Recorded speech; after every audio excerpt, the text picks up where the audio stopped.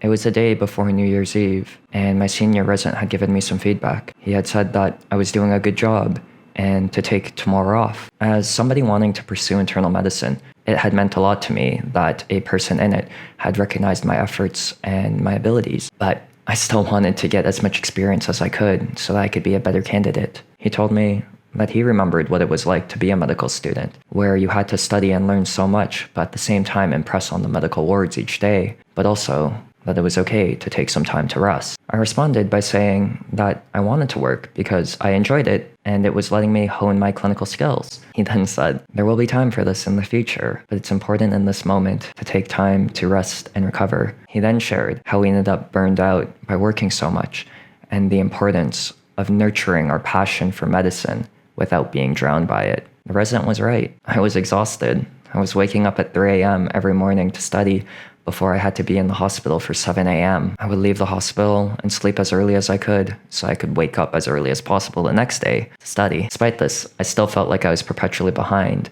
and that I could use a break from the hospital to take care of all the things I had neglected because of medicine, like calling friends, going to the gym, or just eating or sleeping better. Medicine is something that continues to have seemingly impossible demands for me, but I'm fortunate enough to have residents that are wise enough to recognize my efforts, support my learning, and help me continue to live a healthy life so that I can become a better future clinician. In other words, if you love something, don't ruin that relationship by suffocating yourself to death in it.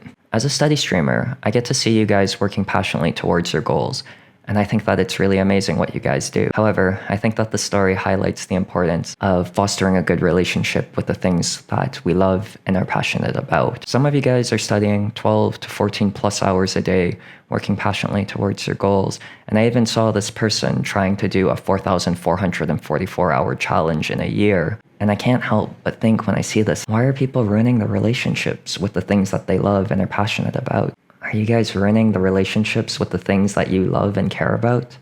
I'm not saying that it's wrong to be engaged and want to spend time with the things that you love, but it was just a thought that comes to my mind because even the things that I love most, whether that be medicine or the people I care about, if I spent 12 plus hours every day with something that I loved and cared about, I would get pretty tired and burnt out of it, and it would be very hard to appreciate this thing or this person I cared about. I remember my teacher told me about a space crew that were really good friends going up to space together, but afterwards, a significant amount of time together in close quarters. By the end of their space trip, they had to be separated from each other because they were just so close together all the time. Relatedly, there was a comedian that was making a joke about how divorce rates were going up during the lockdowns in the pandemic. This comedian was mentioning how the agreement with these relationships has changed. People were able to foster a loving relationship by having a certain amount of time apart from each other. However, with the lockdowns, spending every single moment together every day was proving to be a very difficult thing. The conditions of the relationships had changed, and it was very hard to